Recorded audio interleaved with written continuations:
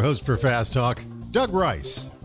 Welcome to Fast Talk, coming to you from the PRN studios at Charlotte Motor Speedway. I'm Doug Rice, joined in studio by Brad Gillie, fresh off co-anchoring the Ambetter Health 400 at Atlanta Motor Speedway, and our good buddy Kyle Petty join us to break down Atlanta and look ahead to COTA. Brad, good to have you back. I know you made the trek up here this morning in an automobile from Fayetteville, Georgia, to get here on time. First off, how was your first week co-anchoring in the booth with Guru Garrow for a cup show? It was funny. So Jerry Horn, our VP and GM, was talking like he said there were 4 firsts this weekend at Atlanta. It was my first in the booth as the anchor with Garrow. It was our first race weekend of the year. It was our first race with the now combined MRN, PRN, NASCAR Racing Network for the Truck Series, and then our first race on PRN that we've ever done for the Truck Series. So to answer the question, I can literally just bring it down to 2 words. It was awesome. I guess that's 3 words. Never mind. That's all right. That's close enough. Yeah, I'm tired. It was awesome, and I think the race lived up to awesome, too. Kyle, when it was all said and done, Christopher Bell, a guy that led how many laps?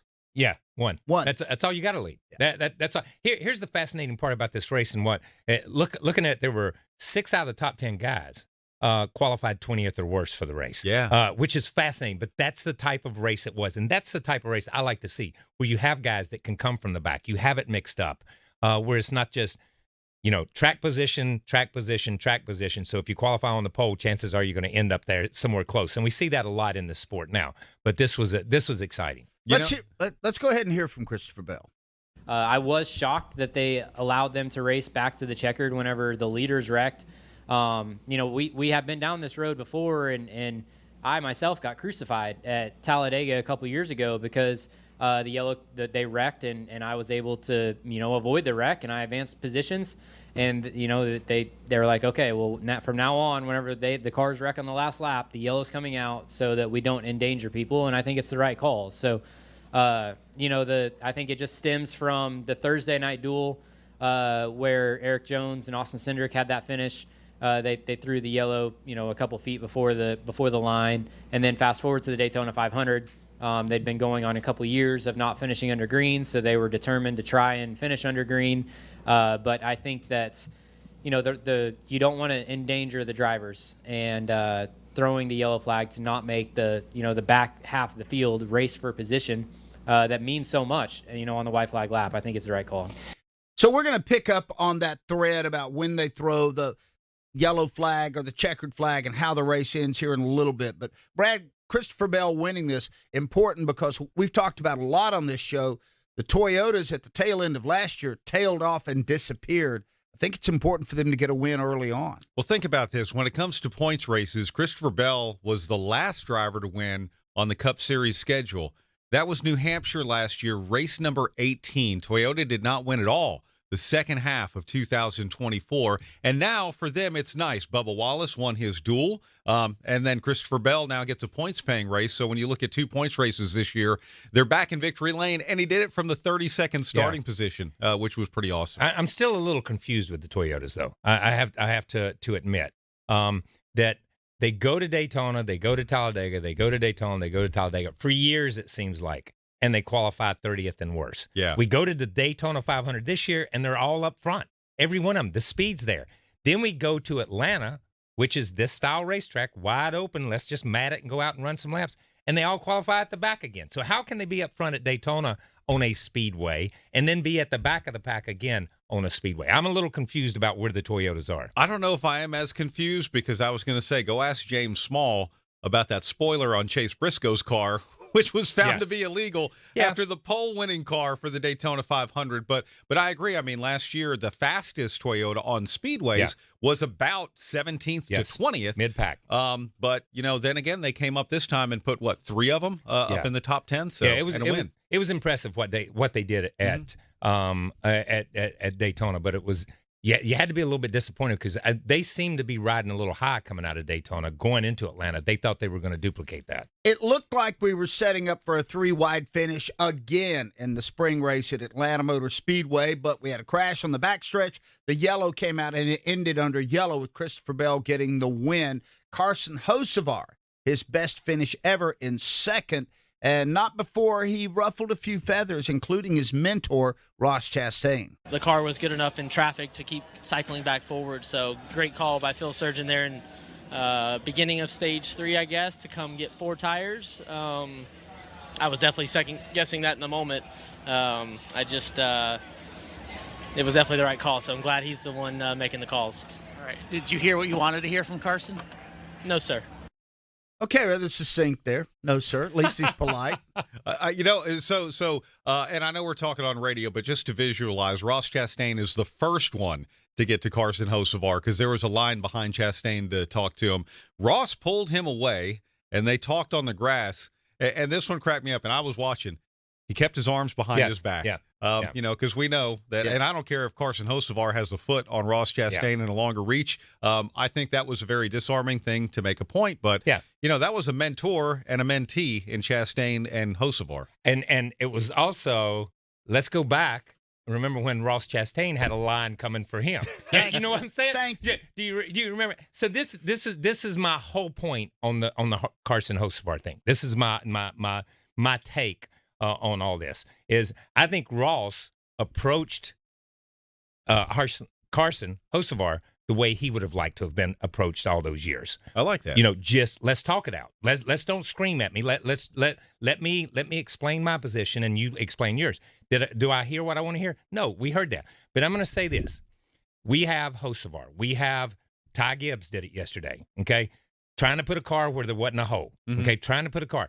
These kids, these guys, these young drivers have so much freaking talent, but they've grown up watching Joey Logano do it. They've grown up watching Ross Chastain do it. So they're taking it to another level. They're moving that yardstick. And anytime you get somebody who shows up at the sharp end of the stick, at the front of the pack, who's not used to running up there and who's not been there, the established names are going to scream. They're going to cry. They're going to whine. Oh, there's somebody else coming up here to get my trophy and get my money. Who is it? It's Carson Hocevar. What's he doing up here? I got to go talk to. You know what I mean? And I took that as much as anything else from Blaney and from Ross. Sorry. He had just as much right to get in there and force the issue and make something happen. And if not for the caution, he's a race winner, in my opinion. But he also becomes a punching bag because he's the new guy on the street. And I found it, what you referred to a moment ago, highly ironic that here is Ross Chastain, who 3 years ago, Rick Hendrick was wanting sent to Brazil because he crashed a couple of his guys. Remember? And he's out there playing the role of coach and mentor to Carson Hocevar. Yeah, but that shows, on the reverse side of that coin, that shows, you find it ironic, but it shows the maturity level of Ross Chastain. And I think, but Ross pulling him away and talking to him and standing there with that posture, it was not an aggressive posture. It's let me teach you something. Yeah. And that kudos to Ross Chastain for that. You know what I was thinking of when I was driving up from Atlanta this morning? How many of us wish we could have bought Apple stock for $1 at some point, right? That's what Jeff Dickerson, the owner of Spire Motorsports, has done with Carson Hocevar, sure. I feel. I really feel that way because, to your point, going to be a lot easier to kind of rein him in or just help him make better decisions on the racetrack. That's it. And but I want someone who's going to go in there, and I want someone who afterward is not going to apologize and say, I was looking to win a race. No, I laugh about it all the time. And I've said this, and I always use this. How many times you think Kel Yarborough texted Richard Petty and said, hey, sorry for kicking your butt yesterday, man. I hate I run over you. Sorry for that. This texting and talking and all this crap, you know what I mean? And you want somebody who's just going to drive through somebody. And that's why people love to hate Joey Logano. Because he's going to drive through you, you know what I mean? But at the same time, he's sitting up there in Mooresville somewhere with 3 championship trophies. You know what I mean? And the guys that are whining have race wins, but they don't have the championships. Hey, I say it all the time. I would much rather see my driver come apologize to another driver than have to apologize to his own race team because he didn't go for it. True. And Joey Logano cares not. Yeah, that's right. He's not trying to be in the frat. No. Yeah, the race is over with. He has that old school mentality that when they throw the checkered flag, that one's over. Let's move to the next one. You know what I mean? And I don't care whether you hate me or not or whether you love me. When that race is over, I got to go make you hate me or love me again. We had another race end under the yellow flag. We'll be talking about that next. Not before I tell you that today's show is brought to you by Toyota. For the latest Toyota Gazoo racing information, visit tgrna.com. Motorsports isn't complicated. It's made up of races where you go as fast as you can, as best as you can, and as sideways as you can. Our team, Toyota Gazoo Racing. Toyota makes some seriously fast cars, and they all have great drivers, ones that win, like win a lot. Denny Hamlin, Christopher Bell, they're all part of a big, happy family of speed demons. Now you're up to speed. You in? Follow the action at tgrna.com. Toyota, let's go places. NASCAR is a registered trademark of the National Association for Stock Car Auto Racing, LLC.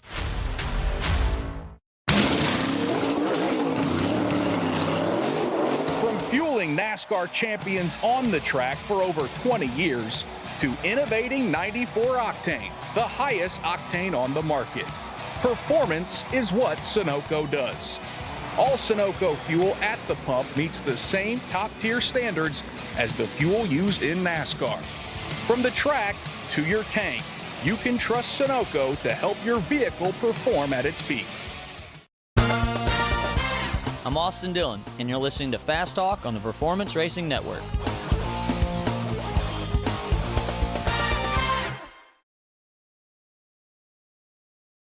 Dale Earnhardt, he's almost been deified. There's a mystique about him that's never been attached to any other driver, including your dad. I think there's two things for Dale Earnhardt that make him who he is.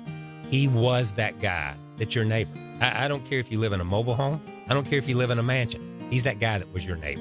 He's the guy that was out in his yard planting his plants. He's the guy that was out there mowing. He's the guy that was out there doing it. He's the guy that drove the truck. He's the guy that got up under the car and changed the gear. He's the guy that put on a uniform and jumped in that car and became your hero on a Sunday afternoon. And you could identify with that. He's really that last guy. And he is, in the words of Tom Wolfe, last great American hero, the book that was written about Junior Johnson. He is that last guy to a lot of people. And he was going to have that following no matter what. It moved to a different level because of what happened at Daytona. Billy Joel, only the good die young. And that's the way you remember it. So I think that moves you to a different place too.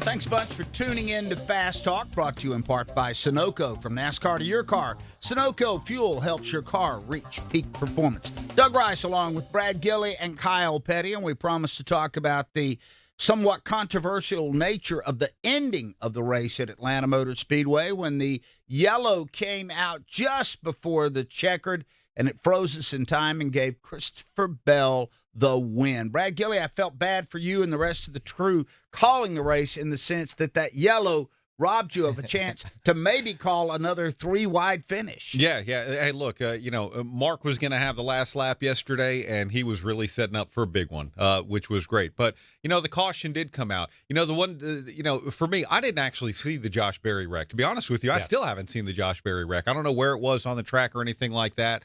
I just know what people are saying, wait, why did last week end under green, but the duel didn't? And then, we heard that we're going to try and end under green, but then we find out Sunday morning, we're not, a lot of confusion with that. But it doesn't take away from what an amazing race Atlanta was. Unfortunately, it does take away some of the headlines from what an amazing race Atlanta was. Yeah, it is. So I have so many.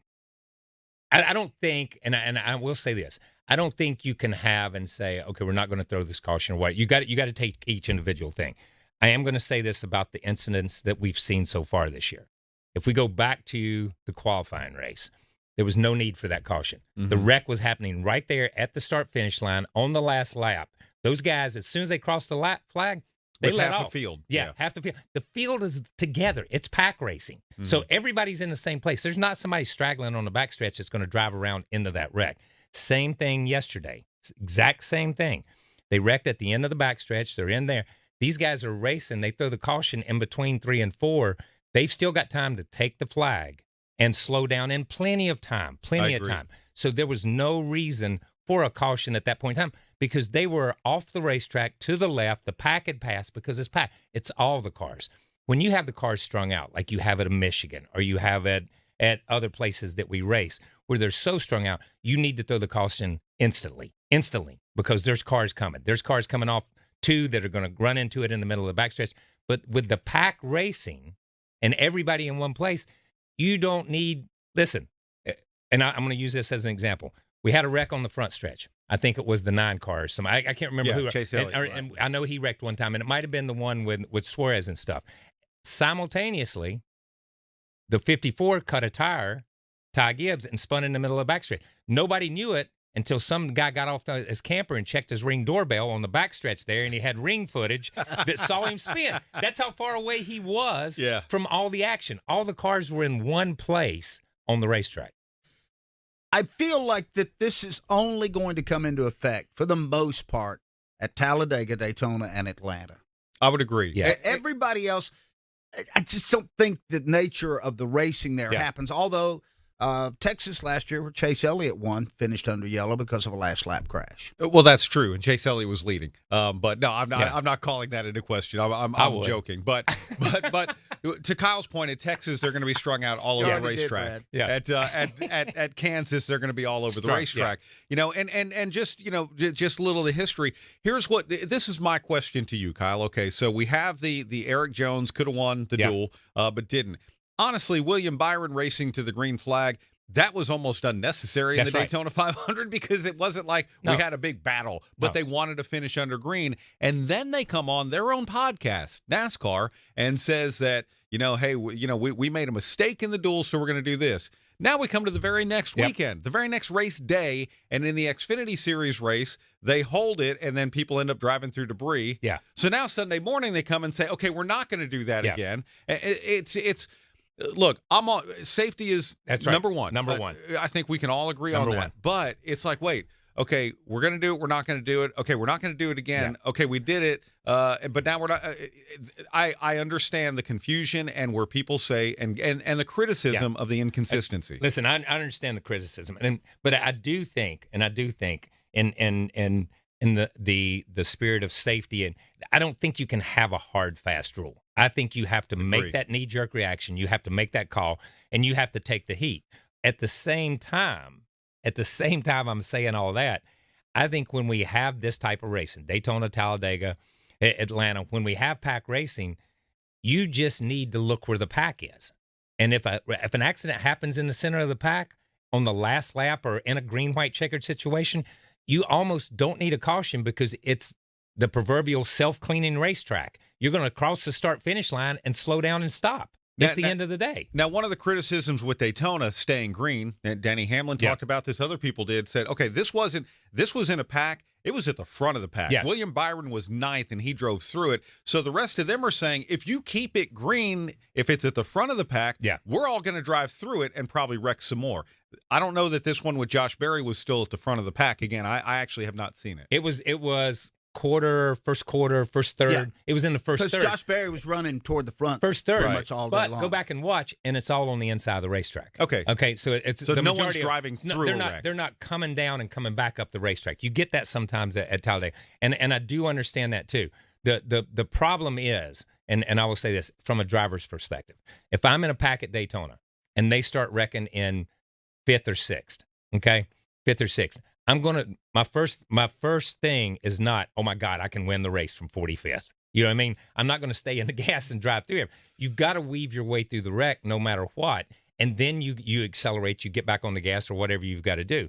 But the thing is, you're going to have to slow down if the pack starts up front no matter what. So whether you throw the caution or not, whether they throw the caution, there's no kamikaze at the back who's trying to get to the front, at that point in time. So I thought this was interesting. Greg Biffle posted this after Daytona. And he goes, I think NASCAR should implement a rule that from the place of the incident during a wreck/crash, the back of the field is frozen when the caution flag is enabled. Cars in front of the incident keep racing for the finish. How do you... I think that's interesting in theory. I don't know that in practicality you could do that. Yeah. That would be hard to that would be because there's always going to be that one that were they past the wreck or were they not, Yeah, and here we are arguing whether they should, who makes the call and whether they do or they don't, and now we're going to go and break it down even further and say, okay, now you got to pinpoint the cars who do and who don't. You know what I mean? I think we've gotten We've jumped the shark, Fonz. Yeah, this is kind Let's of move to something else. splitting the Nice. atom here. All right, we'll take a break. When we come back, we're going to talk about Dodge coming back because we have a member of the Legacy Club of Dodge and a special guest that showed up on PRN yesterday.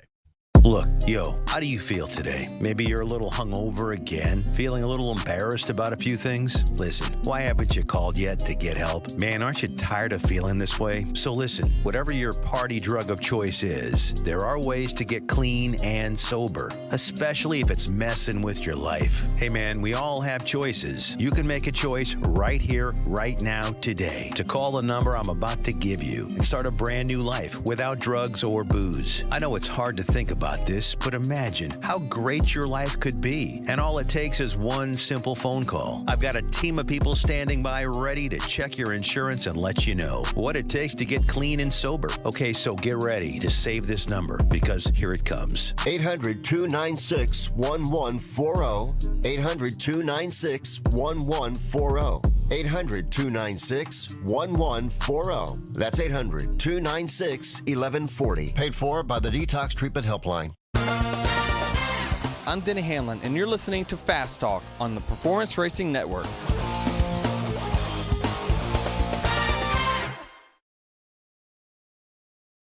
Hi, I'm Ryan Blaney, a third-generation race car driver, and we dedicate a lot of our time to going as fast as possible. But when my grandpa was diagnosed with Alzheimer's, it was a very unexpected bump in the road for us. It's important to notice if older family members are acting differently, experiencing problems with their memory, or having trouble with routine tasks. Early detection of Alzheimer's can give your family time to explore support services, make a plan for the future, and access available treatments. If you or your family are noticing changes, it could be Alzheimer's. Talk about seeing a doctor together. Here's Christopher Bell. My Toyota Camry TRD race car isn't cheap to build and prepare. I have a pit crew that maintains and fixes my equipment. I have a spotter high above the track watching my back, talking me through turns and potential dangers on the track. I physically train to handle the stress of driving. And I have software helping my crew chief and engineers make the right strategy calls. And with all this, I never take my eyes off the road, and neither should you. One distraction can change everything in one instant.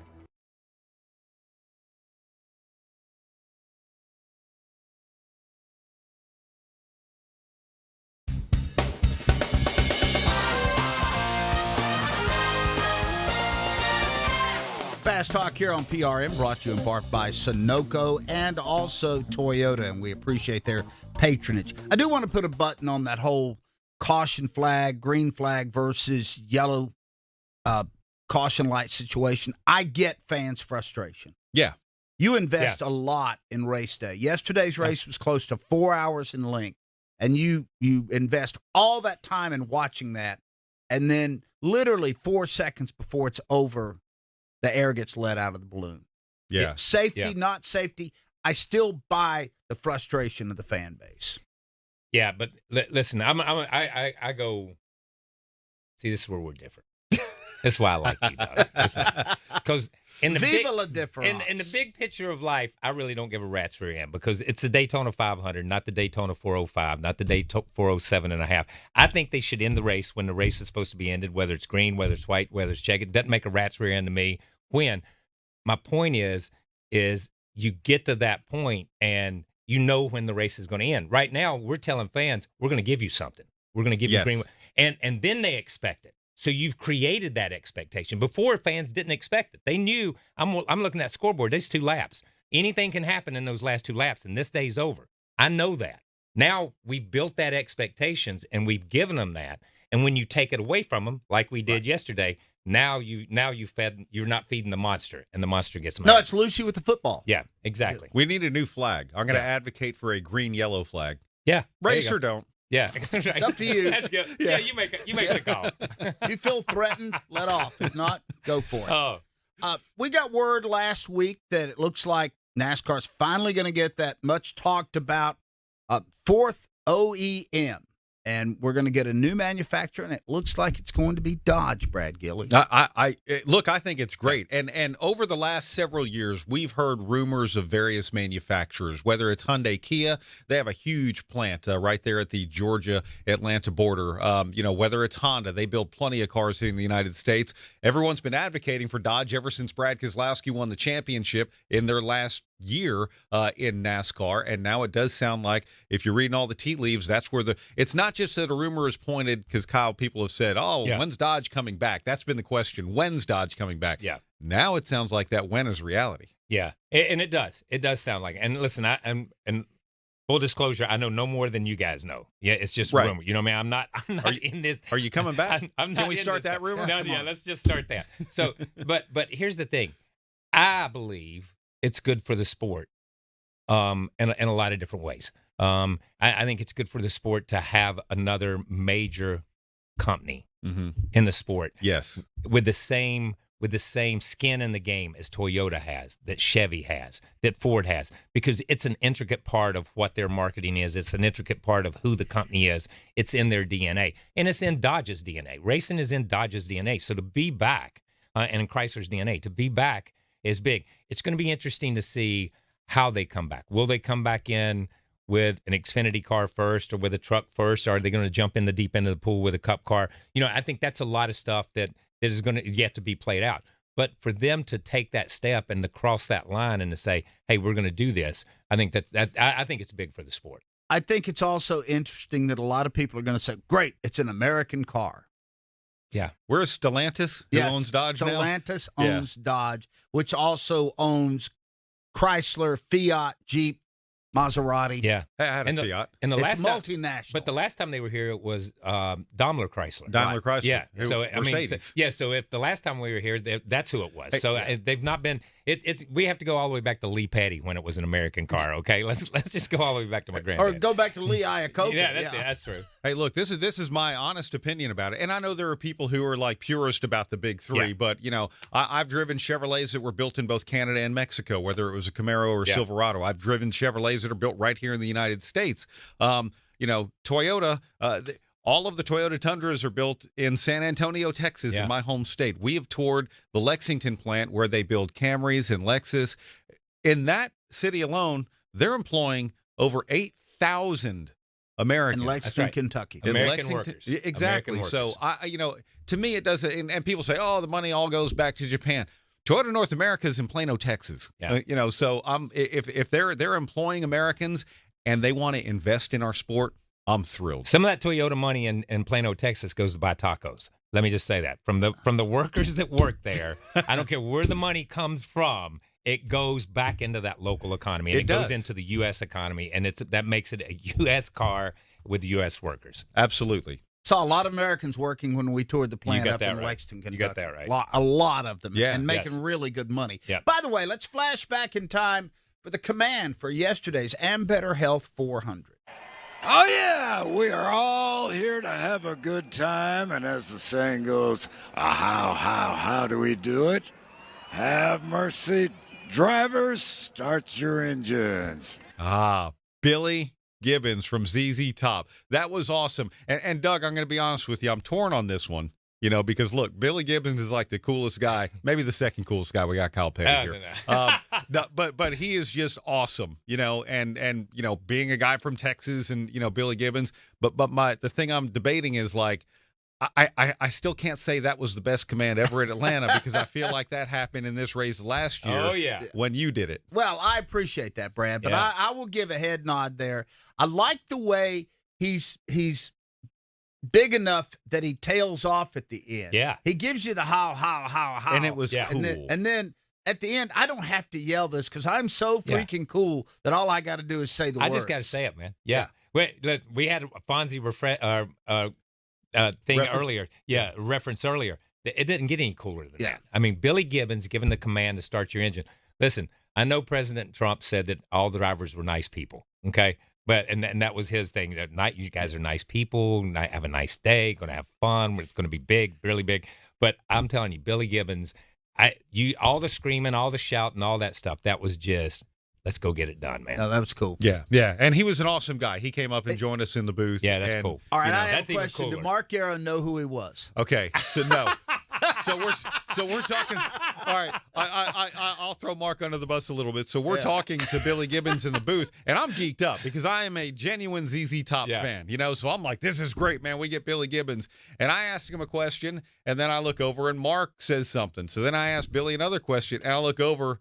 And crickets. So then I ask Billy another question, and then I look over again after Billy answers nothing. So I'm like, we're done over here. I'm just going to talk to Billy for another minute or two, and we're going to go. Oh, that's perfect. I realized, and I thought, Doug would have known this. Yeah. Oh, yeah. You know, oh, my gosh. Yeah. Mark, with no disrespect, that's okay. That's not his world. That's not his world, man. But I was listening to that part of the broadcast, and I'm glad I was, and I'm thinking, Brad's floating right now. Yeah, I'm like, I realized, those pauses were me going, it's your turn. Okay. Okay, Yeah. I'll take it. I'll take it. Take that. That was that. I don't know what that had to do with anything, except it was really cool. Yeah. Oh, man. Yeah. Honestly, it's not like he played. Yeah. But they're on tour. They're going to be back in Georgia next month. They're going to be in Fayetteville, North Carolina, a couple other places here next month as well.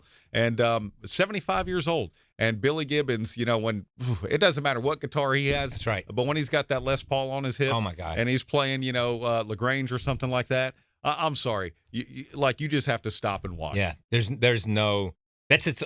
ZZ Top is its own genre. Yes. Okay? Yes. That's it. They You're truly right. are. I don't know where you put them, but they're their own thing. And they evolved Yes, from they the did. first few albums they did until the last Yeah. albums, the big albums they had, like Eliminator. It's Yeah. a whole different band. Eliminator became a pop version of ZZ Top on MTV. Yeah. You know, and Afterburner when they had Double Back, the theme song for the Back to the Future movie where they go Yes. back in the West. So, But before that, they were kind of a Texas blues band. Totally. Yeah. Yeah. I mean, like, you know, like My Head's in Mississippi and Oh, Just yeah. Got Paid and LaGrange and all of that. That you're right. That was completely different than the Eliminator era. By the way, today's show brought to you in part by Toyota. For the latest Toyota Gazoo racing information, visit tgrna.com. Quickly tell people what Gazoo is, because it just drops out of the sky and you go, what are they talking about? All right, so Gazoo Racing is literally, that's been the racing arm of Toyota for decades, and this is more of like a Japan and a foreign thing and everything. We always have called it TRD over here because at one point, the origins of that, there was TRD, not necessarily a part of Toyota, became a part of Toyota. So now in the Camrys, they have a TRD engine, but it's all Gazoo Racing. They've wrapped every bit of Toyota racing under the banner of Gazoo Racing. Which is funny because I never knew when we talk about the Toyota GR Super Pace car. Yeah. I thought, why do they call it GR? You know, I know you have this and this, you know, and that's it. It's the Gazoo Racing. But now they've just, you know, brought it out here in the United States. So kind of cool. I like the origin story. That's I cool. like That I is just great. like saying Gazoo. Yeah. No, that's really good. Yeah. In the South, that would be kudzu racing. Perfect coming Just from thought Atlanta. That was Thought I'd nice. throw that All out right, there. I think we can end the show there. All right, but we can't. We've got to come back. We're going to be talking about heading down to Austin, Texas next. Did you know that Echo Park Automotive has over 95,000 five-star reviews? 95,000? That's no joke. Yeah, and every car they sell goes through a 190-point inspection to make sure it looks and drives just like new. Wow, that's pretty impressive. And to top it all off, Echo Park doesn't have salespeople. They have experience guides at their experience centers. Well, really sounds like a different way to buy a car. It is, even in their name. Every car, happy owner, Echo Park Automotive, the official used car dealer of Speedway Motorsports.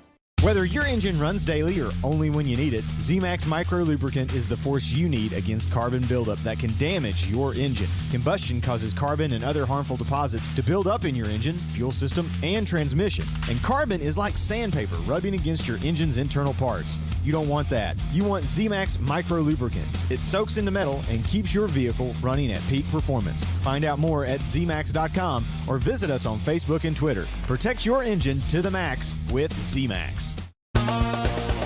I'm Alex Bowman, and you're listening to Fast Talk on the Performance Racing Network.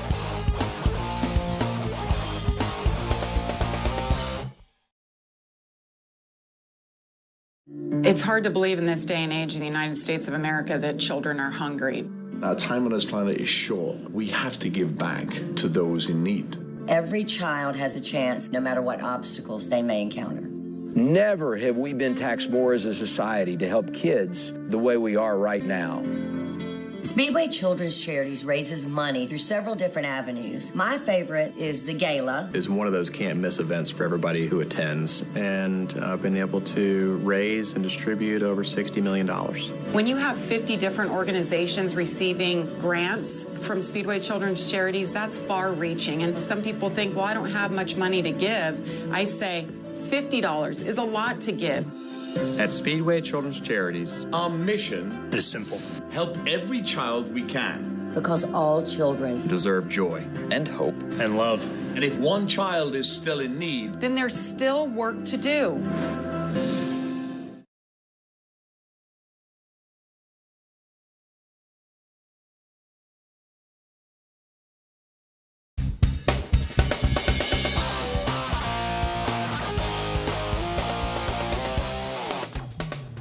Fast Talk show rolls on. Next week, the NASCAR series rolls on to Austin, Texas for the Circuit of the Americas. This will be their fourth visit to that extraordinary road course. It's going to be a little bit different layout. Chase Elliott has some thoughts on it.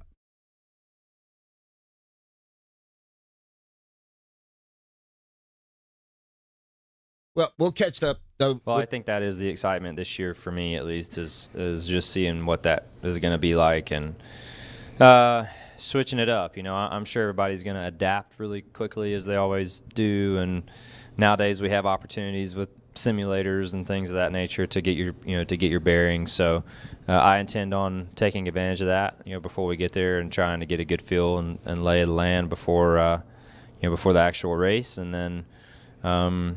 As I always say, it's all about finding a good rhythm and flow at those racetracks and being able to reproduce lap time and, try to go out there and make it happen. 2020 champion Chase Elliott talking about running the truncated road course at Circuit of the Americas. Brad, you're going to be there announcing it, and they've shortened it up quite a bit, but they've added laps. Yeah, here's what's great. It was a 3.4-mile road course, and now they've cut off about a mile. And the section, of course, that they cut off is the one that's pretty much in the next county, because it's way out there. And then some people say, oh, man, that's the hairpin, and then you have the long straightaway.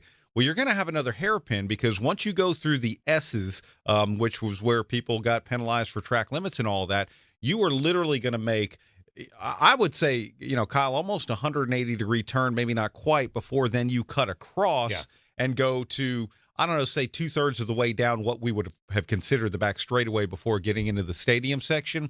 And we can thank SVG for that cut across, because what he had run in supercars was a little bit before that, but it wasn't a straight cut across. It had a little kink in it, and he said that really took out a passing zone. But by going to this one, now we're going to make that little hairpin, and we're going to go straight across and all bomb into a 90-degree left-hander, which I'm a fan of. I'm a fan of it, too. And listen, anything we can do to help SVG on a road course, we need to do. That's sarcasm right there. Okay, let me do. But this is what I like. So many times, and we as drivers, you get into this routine. Daytona hadn't changed since '59. Atlanta hadn't changed. These racetracks don't change. You go back to them year after year, and they don't change except when they pave them. That's the only time, and that's a grip level, but it doesn't change the configuration. To get to go to a racetrack where they've changed the configuration, it changes the way you race. By taking a mile off of it, it changes the strategy. It changes so much of what the race is. So this is like they're going to COTA for the very first time in a lot of ways. And for a driver, it's always cool to go to a new racetrack for the first time because we talk about it all the time. You want to be that first guy to win on this. When they did the same thing at Sonoma, when we used to have the inner loop and the carousel and you'd run, when they went to what they call the NASCAR stadium type course, you wanted to win on that thing the first time. But it's going to be exciting, and I do like that it's shorter because these shorter laps add an urgency to everything. I don't care if you run more laps. There just seems to be an urgency. When we're standing at the start finish line waiting for him to come back in 6 minutes, that's a long lap, dude. That's a long lap around that place. It is, and calling those races in the last few years, it was forever. Mark and I would call them coming by our position from turn 19 to the start finish line to 20, and we could go and get a sandwich. Yeah, that's right. And take our time and come back, and they still were only halfway back. Because even on a road course where somebody would spin, and they would get behind, they'd only get a mile and a half behind. So that still leaves about a mile and a half of empty racetrack that you're sitting there waiting for them to come back because they don't get spread out that far. In that cut, we heard from Chase Elliott. Brad, I'll start with you. Since we have moved to this generation of the car, Chase Elliott on road courses outside of a second-place finish at Indy has been persona non grata. Not the same. And he was the guy. He was going to pass Jeff Gordon. He was going to be Roadmaster King, and all of a sudden, not so much. Yeah, outside of an SVG, okay, or a Connor Zilic who's making his Cup debut this weekend, I think there are 3 the guys on road courses now, maybe 4. I'll add Chris Buescher in there. But William Byron, Kyle Larson, who won a couple of them last year, and Christopher Bell. If you remember, Christopher Bell, they had a slow pit stop last year, and had he had another 2 laps, he was going to Well, and Kyle's pass William favorite, Byron. SVG. Yeah, but here's the funny part. And listen, it's always been this way at Cup racing. I want to go all the way back in time when Ricky Rudd was the guy and Tim Richmond was the guy. Right. When Tim came, I mean, he was just the guy. And you go back to and I'll say this: you go back to the '60s. If we go way back, you go back to the '60s when my dad and Pearson and Bobby and all those guys. Listen, Gurney just showed up at Riverside and took the trophy and the check and went home. That was the end of the conversation. You know what I mean? Because he knew how to road race. But we had the best of our guys. Now, some of our guys have stepped up, and they can run with an SVG. They can run with these guys. So I think our level of road racers has stepped up, but it's still just that handful of elite guys that you mentioned. So to the point, though, where's Chase Elliott? What happened? I think he's good, but let's go back to right before this generation of car came out. They had a magic car, too. They did. Gosh, when he won, I remember the second Roval race, and maybe it was the Rain Roval race too. He could literally pass cars at will. He could come off of and dive into corners faster than anyone else. It was incredible. So I'll date myself.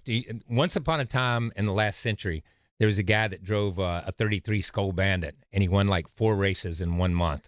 And then they finally good-looking guy. Yeah, and the rumor was that there could have been traction control in this car at the time because he was winning on places where you really had to take care of that. Rumor. I say rumor, okay? Okay. That 9 car looked a lot like that 33 car when it would run some of those road courses. Well, when you talked about, and I'm not saying that, but I'm just saying. It reminds you of something. Yeah, they had something where he was just magic. That car was magic. The other Hendrick cars were good too, but he was magic. He ran at it into the turn 1 barrier here That at race. Charlotte. And then won. And went all the way to the back of the pack and passed every single car. Yeah, that race was a phenomenal race. I mean, he drove a phenomenal race after that point, but that car was a phenomenal car that day because it went places on the racetrack that nobody else went. Yeah. I have a curious question. One thing I always liked about what you did when you retired from full-time racing and you were working with TNT, you were like, oh, I still want to come run Sonoma. Yeah. You did it as a broadcaster. I don't remember exactly how much you got to actually broadcast that day. But, I always thought that's really neat. Like, you seem to genuinely want to get out there at Sonoma and race it. What is it? Yeah. So it's just fun. To run road courses is just a fun thing. When we said it a minute ago, all these racetracks we run are the same. They're the same, and they're not. They change. Don't get me wrong. But there's subtle changes. A road course, I always felt like when you run a road course that you could make a difference as a driver. Every driver feels like they can make it. Michael McDowell, we've seen him make a difference. We saw, you see what's the other Australian that drove for my dad, Ambrose, Marcus Ambrose. You see those guys. Listen. I go blank there for a while. Yeah, that's my. I just like the way you phrase that. Yeah, but we see those guys. They go into those racetracks knowing this is my place. I can make a difference. And so many people, when I drove, and even today, if you talk to some of these guys, they're dreading going there. They're dreading going to Coda. They're dreading going to Watkins Glen. They're dreading going to Sonoma. If you dread it, it's terrible. You've already lost. Yeah, you've already lost. So, but it's fun. This one over here in the parking lot on the other side of the street here from where we're sitting at the 10-10 road course. The 10-10 road course. Yeah. Yeah. Listen, I'm gonna be out there one night in my minivan. I'm gonna tell you, I love that kind of stuff. I prefer to watch you in your Prius over there. Hey, that Prius, that baby's. That thing was bad. Yeah, I need a wing on the back of that thing. What is the movie where the guys say that they're drag racers? Yeah. And we're drag racing, and he goes, "You're in a Prius." He goes, "I don't win a lot." Oh yeah, I know what you're talking about. I was going to turn that Prius into an El Camino, man. I thought that would be cool. That'd be sweet. Let me know when you get that overhaul done. All right, we got to take a timeout. We come back, a little green flag, black flag. From fueling NASCAR champions on the track for over 20 years to innovating 94 octane, the highest octane on the market. Performance is what Sunoco does. All Sunoco fuel at the pump meets the same top-tier standards as the fuel used in NASCAR. From the track to your tank, you can trust Sunoco to help your vehicle perform at its peak.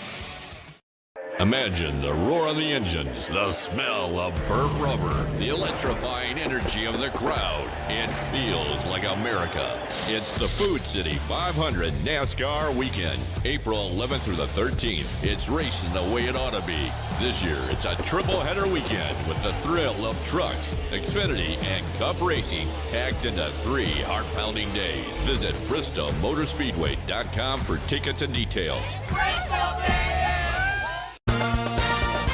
I'm Bubba Wallace, and you're listening to Fast Talk on the Performance Racing Network.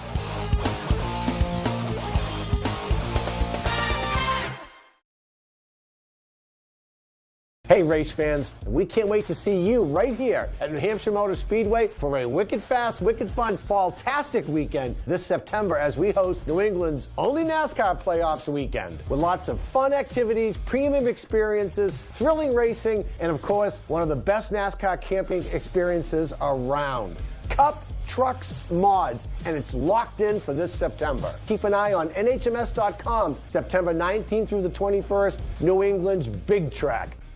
Are you the next big star ready to rock Music City's NASCAR stage? Nashville Superspeedway is launching a search for one incredible local artist or band to headline the 2025 NASCAR Weekend pre-race concert. The top 10 will face off in a fan vote with a final showdown on Broadway in front of celebrity judges. Join the ranks of Music City's best and submit your performance video at NashvilleSuperspeedway.com by March 6th for your chance to be Nashville's next rising star.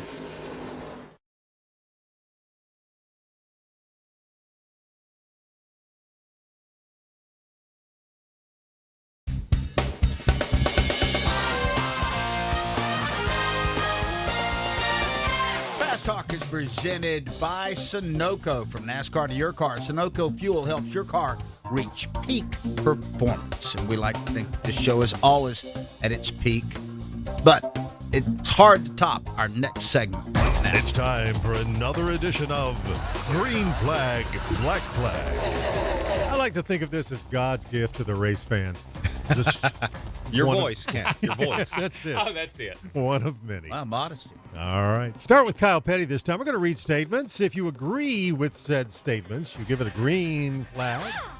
If you disagree with the statement, you'll give it a red flag.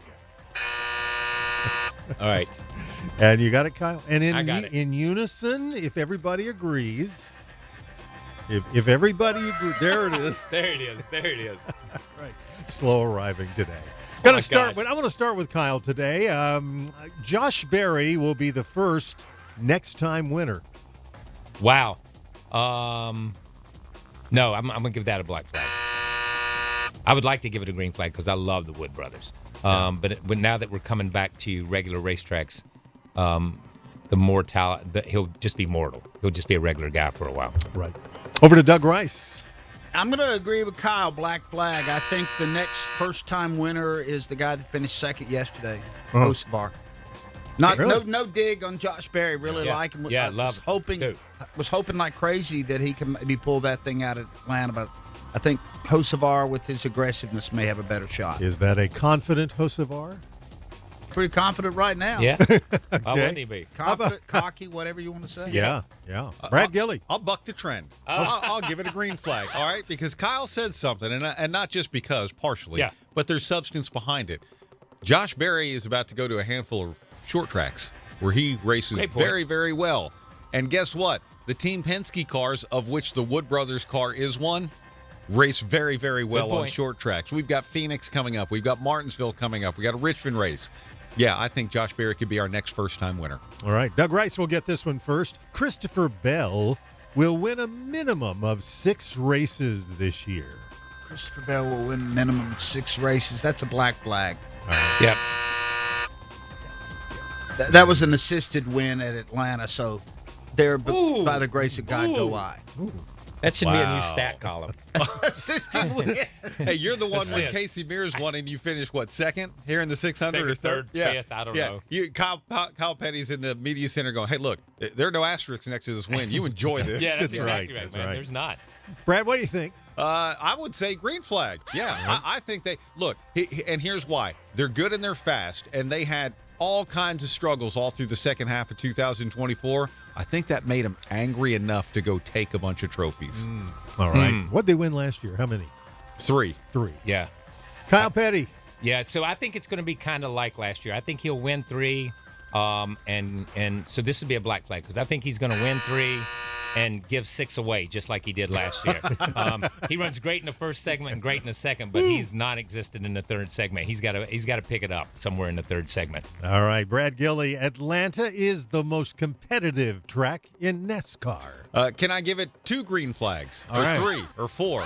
150 lead changes yesterday among 15 different drivers, and those were only the ones at the start-finish line. They never stopped racing. There was no settle-in period. Everyone was going for it all race long, and it was awesome. All right, Kyle Petty. Yeah, if you don't like that kind of racing, put on your field hockey hat and go watch field hockey, man, because it's not that's racing. I mean, that's impressive. Every lap, every corner, every straightaway, every pit stop, it didn't make any difference. There was something going on. Very good. Doug Rice. Let's make it unanimous. Green flag. If I was taking somebody to a race for the first time, I'd pick Atlanta Motor Speedway. I'd say this is what stock car racing is all about. Set their butt in a seat and let them watch that. I hate to say this, but it's almost replaced Bristol. You know what I mean? For the first race, for that first race experience to get it all and to understand what cup racing is. Yeah, I didn't know they had field hockey hats. Yeah, they do. Yeah. I got 6 of them. All right. All right, that's pretty funny. And that's why we're going back to you, Kyle. All right. Here comes the last one. With tempers on the rise, Carson Hocevar may find himself in a ditch at COTA. Well, So they got with quiet. tempers on the rise, I think other people may find themselves in a ditch because of Carson Hocevar. I'm going to give that a black flag. No. Carson. Not listen, Carson. If Carson will drive through you at Daytona or at Charlotte or Atlanta, he's going to drive through you out there too. So it's not going to be on him. All right, Doug Rice. I'm going to agree with Kyle. I don't think that kind of stuff carries over all that much. Brad? Oh, I'll say green flag. In fact, there's a little pond outside, behind where they have the stadium section. He might wind up out there. Actually, it'd be like Dukes of Hazzard style. You know what they don't tell you about COTA? Snakes. Rattlesnakes. Oh, yeah. Everywhere. Yeah. Yeah, they'll tell you, don't get off the sidewalk. Yeah. Like, Don't get off the sidewalk. If you're in the I like that. grandstand area, you're fine. Yeah. Don't go down to that pond that I talked about. Yeah. You hit your golf ball out here, just drop another one. Because the first thing they tell you, that pond is full of huge fish. It's got bass and catfish, and it's great, but it's surrounded by snakes. It sounds like a horror movie. Yeah. We've got the Austin Chamber of Commerce on line 1 Yeah, that's for it. Doug, please. Thank They you. got bigger problems than snakes. In Your there. turn. That's why we wear boots in Texas. Oh, that's good. Made out of rattlesnake. Made out of snakes. Yeah, made that's out of right. snakes. Made out of snakes. All right, that's going to put the wraps on this. We'll be right back. When it comes to maintaining your engine to run at peak performance, trust ZMAX Micro Lubricant. ZMAX soaks into metal, so it's easy to add to your oil or gas to disperse carbon buildup in your engine, fuel system, and transmission. Protect your vehicle's engine to the max with ZMAX. Check us out at zmax.com or visit us on Facebook and Twitter to find out more about our full line of products.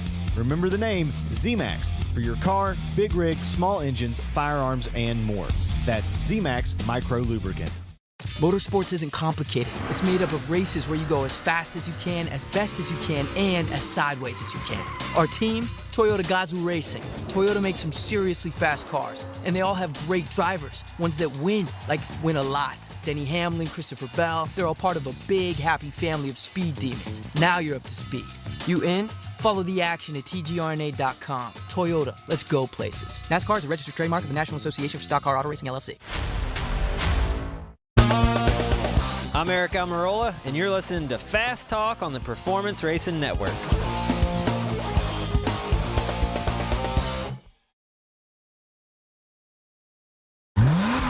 Hey, it's Charlie and Debbie, along with NASCAR legend Kyle Petty, inviting you to join us for Kyle Petty's Back Then Again Country Countdown. Each week, we'll put it in reverse and take a trip down memory lane, looking back at that week's top 20 country songs from years past. We'll dive into what made those songs and artists move the needle, what pop culture trends made those years unique. And you'll get to hear me tell stories only I can tell. So don't miss Kyle Petty's Back Then Again Country Countdown right here each week.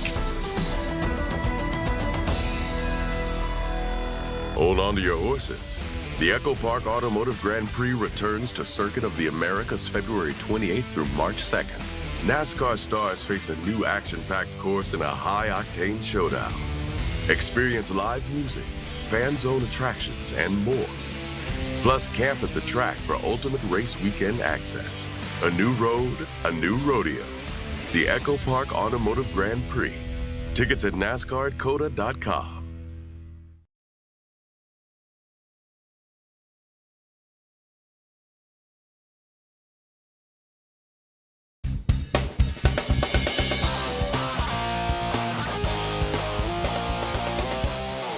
We'll get to one last thing here in just a second. Before we do, Brad Gillie, there was a new voice on the PRN broadcast team this past weekend at Atlanta for Cup qualifying and the Craftsman Truck Series race. There was. And you know what? This is a page out of Doug Rice's book because I've said this many times as Doug was retiring. There was not a person in that media center that Doug didn't either counsel, befriend, or give an opportunity to.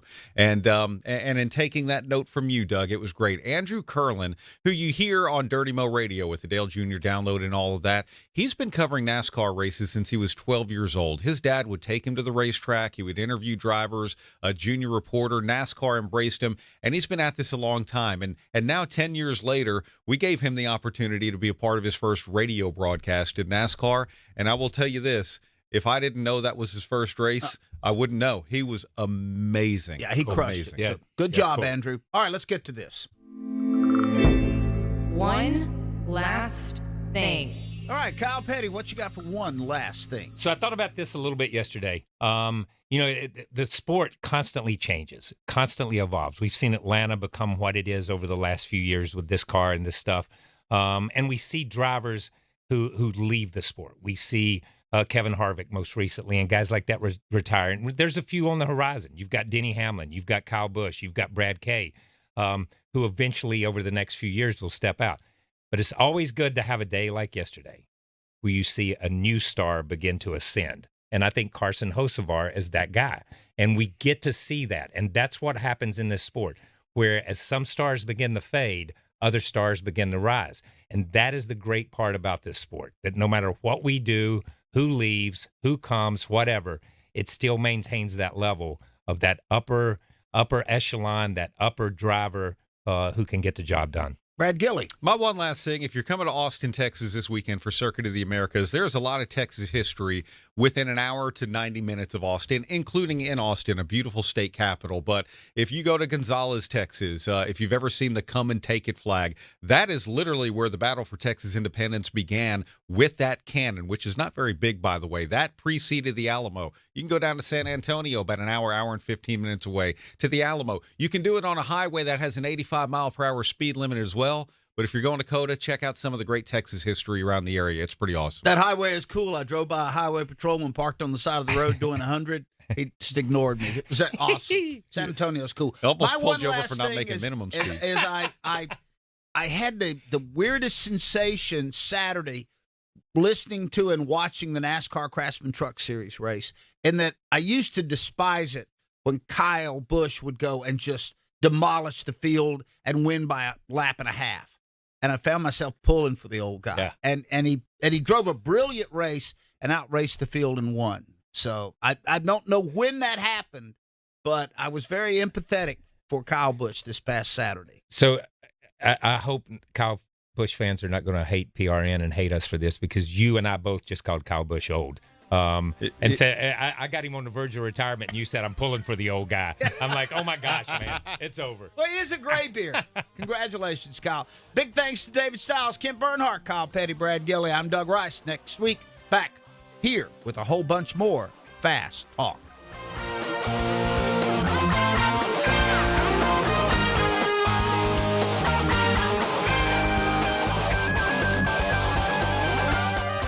Fast Talk was presented by Sunoco. From NASCAR to your car, Sunoco Fuel helps your car reach peak performance. This is PRN, the Performance Racing Network.